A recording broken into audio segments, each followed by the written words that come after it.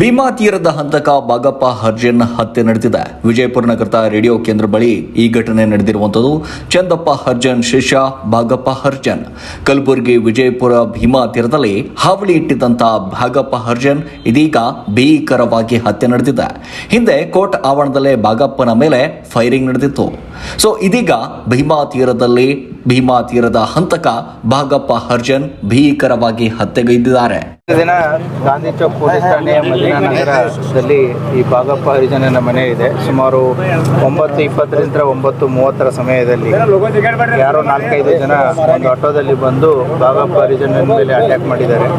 So Bagappa ಹರಿಜನ ಊಟ ಮಾಡಿಕೊಂಡು ಮನೆ ಹೊರಗಡೆ ನಡೆದಾಡ್ತಿರ್ಬೇಕಾದ್ರೆ 4ರಿಂದ 5 ಜನ ಬಂದು ಕೊಡ್ಲಿ ಯಂತ್ರ ಹೊಡೆದಿದ್ದಾರೆ, ಮತ್ತು ಪಿಸ್ತೂಲ್ ಯಂತ್ರನೂ ಕೂಡ ಹೊಡೆದಿದ್ದಾರೆ ಅನ್ನೋದು ಮಾಹಿತಿ ಇದೆ.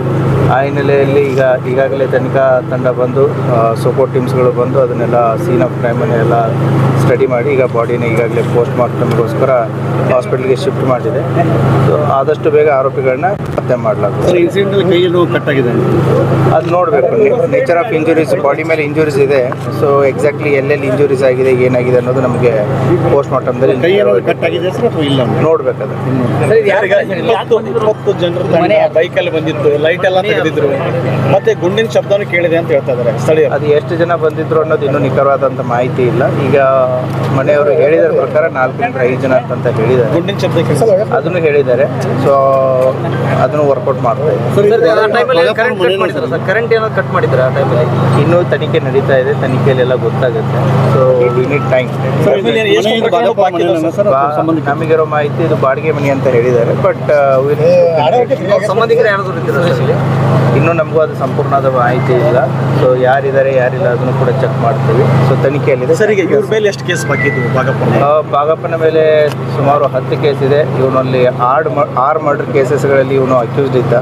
ಒಂದು ಅಟೆಂಪ್ಟ್ ಟು ಮರ್ಡರ್ ಕೇಸಲ್ಲಿ ಅಕ್ಯೂಸ್ಡ್ ಇದ್ದ, ಒಂದು ಆರ್ಮ್ಸ್ ಆ್ಯಕ್ಟಲ್ಲಿ ಅಕ್ಯೂಸ್ಡ್ ಇದ್ದ. ಸುಮಾರು 1999 ಒಂದು ಕ್ರಿಮಿನಲ್ ಹಿಸ್ಟ್ರಿ ಸ್ಟಾರ್ಟ್ ಆಗಿದೆ.